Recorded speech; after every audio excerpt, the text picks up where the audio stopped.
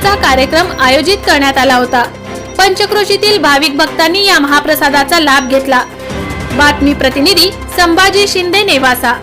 हर मी श्री एकनाथ मोहन जाधव, राहणार शिरेगाव, तालुका नेवासा, जिल्हा अहमदनगर।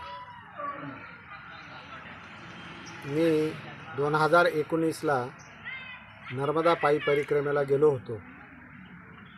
तर साधारण 95 दिवसामध्ये मी ती पायी परिक्रमा पूर्ण केली होती। ओंकारेश्वरपासून ही पायी परिक्रमा सुरू केली, खाली समुद्राला गेलो, परत उत्तर तटाला लागलो, उत्तर तटाहून नर्मदेचं जे उगमस्थान आहे अमरकंटक, तिथे गेलो आणि तिथून परत दक्षिण तटाने ओंकारेश्वरला, आणि ओंकारेश्वरला माझी पायी परिक्रमा 95 दिवसामध्ये ही पूर्ण झाली। खूप जंगल असतात, खडतर प्रवास असतो आणि अनेक आश्रम असतात, साधू संतांचे दर्शन होतात। घाटावरती अनेक साधूंकडून बरंचसं काही शिकायला मिळतं आणि तिथं अनेक उत्सव असतात। नर्मदा तटावरती इथून तिथून प्रत्येक घाटावरती नर्मदा स्नान हे पुण्यदायी स्नान आहे।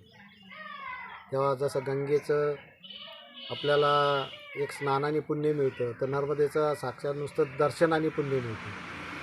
आणि तिथे नर्मदा जयंती उत्सव फार मोठा साजरा होतो, तो रथसप्तमीला असतो।